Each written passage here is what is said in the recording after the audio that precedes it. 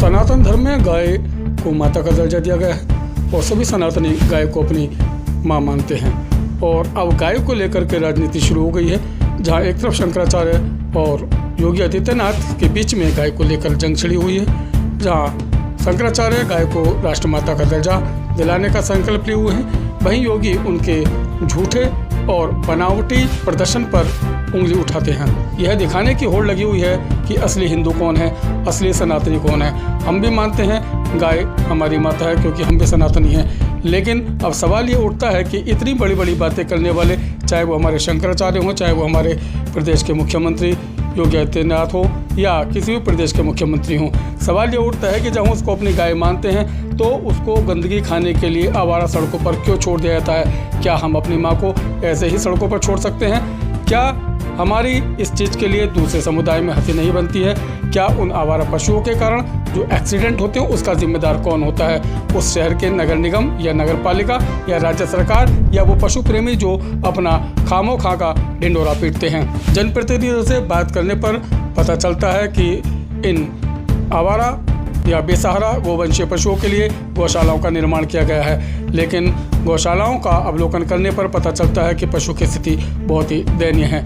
जहां एक और आवारा या बेसहारा पशुओं के लिए जो जिम्मेदार पशुपालक हैं उनके खिलाफ कोई भी नगर पालिका, नगर पंचायत, नगर निगम कोई भी कदम नहीं उठाती, कोई कठोर कदम नहीं उठाती, जिसके कारण उनके द्वारा एक्सीडेंट आम जनता को भुगतने पड़ते हैं। तो सबसे बड़ा हिंदू कौन, सबसे बड़ा पशु प्रेमी कौन?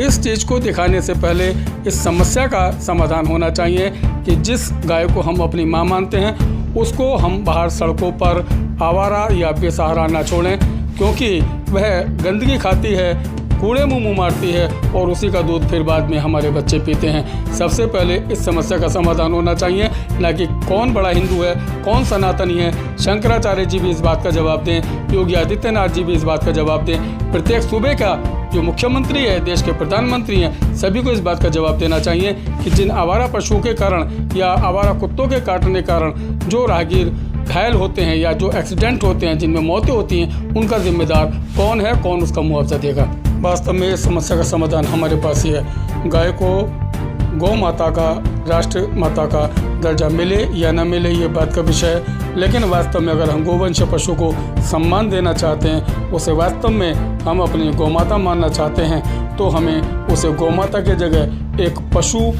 यानी कि पालतू पशु का दर्जा तो दे ही सकते हैं। अगर हम उसे पालतू पशु मान करके उसे अपने घर में ही पालें, उसे बेसहारा ना छोड़ें, उसे आवारा ना छोड़ें, तो उसके लिए ज़्यादा सम्मानजनक बात होगी। क्योंकि हम दूसरे को अपने ढंग से नहीं चला सकते, हम अपने आप को ही बदल सकते हैं। शांति कुंज वाले भी कहते हैं हम सुधरेंगे तो जग सुधरेगा। इसलिए शंकराचार्य जी भी अपने अनुयायियों से अपील करें कि गौ माता को बेसहारा और आवारा ना छोड़ें, अपने घरों में पालें। और सरकार को भी चाहिए कि नगर निगम, नगर पंचायत, नगर पालिकाएँ ऐसे पशुपालकों के खिलाफ कठोर कार्रवाई करें, ताकि गोवंशीय पशु को सम्मानजनक पालतू पशु का दर्जा मिल सके।